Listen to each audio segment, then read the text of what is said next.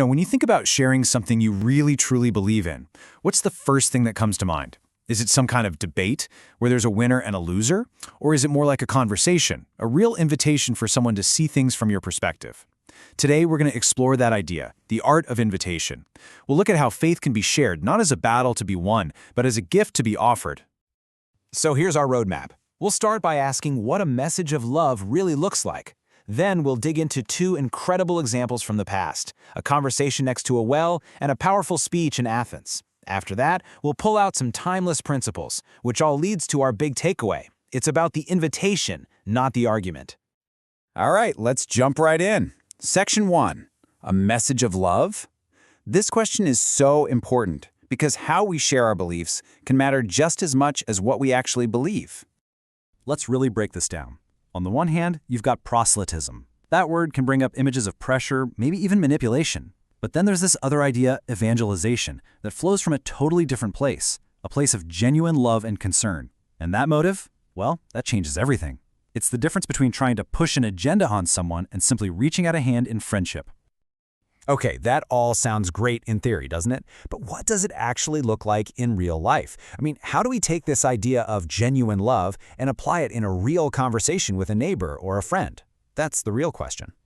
Well, to find an answer, we're going to look at our first case study. It's an amazing story about an encounter at a well. And it's more than just a story.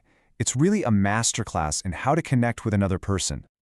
To really get this, you have to understand the context. Jesus, a Jewish man, goes out of his way to travel through Samaria.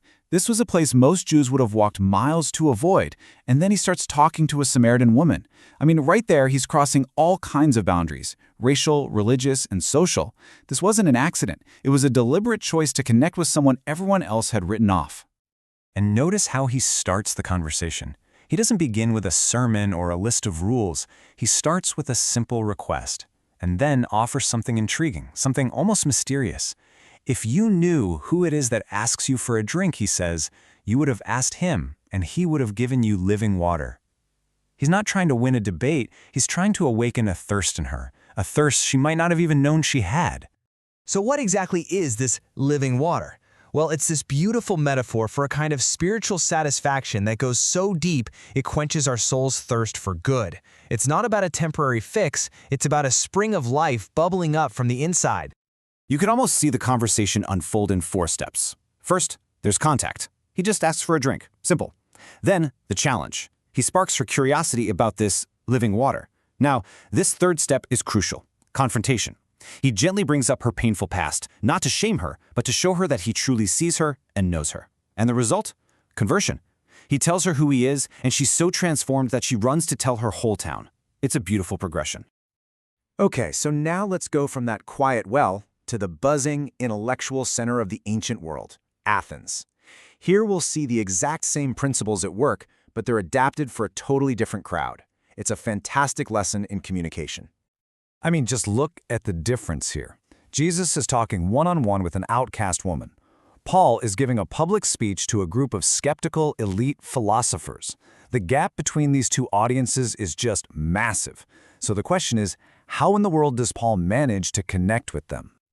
This is where Paul is just brilliant. He doesn't walk in quoting scripture they've never heard of. No, he starts where they are. He's been walking around their city, looking at their statues, and he finds a point of connection, an altar with the inscription, "To an unknown God." And he uses that. He basically says, hey, I see you're searching for something. Let's talk about this unknown God you're already worshiping. And he takes it a step further. He actually starts quoting their own poets and philosophers.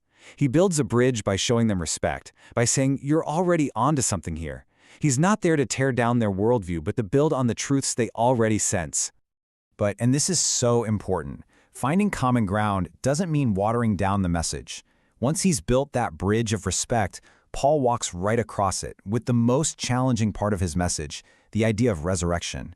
For the logical Greek mind, this was a huge stumbling block, but he earned the right to be heard. So, after looking at these two incredible stories, what can we take away? Let's try to boil down the wisdom from Jesus and Paul into some principles we can all use. It really starts with these ethical foundations. It's about acting out of love, not pressure. It means having total respect for other people and their freedom, and it's grounded in acts of service and justice. Basically, the way we share has to be just as beautiful as the message we're sharing.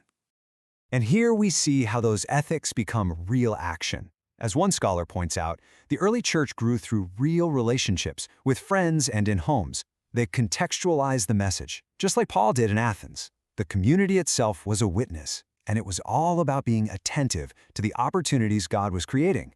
It wasn't a program, it was just life.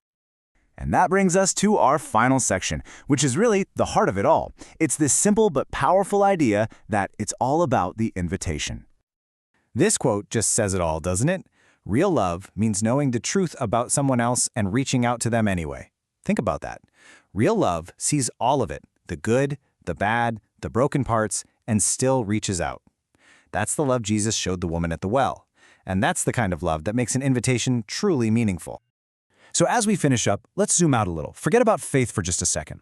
In all areas of our lives, how can we learn to share what we believe with both courage and compassion? In a world that's so good at building walls, how can we become people who build bridges? How can we get better at the art of the invitation and maybe change our conversations and our world in the process?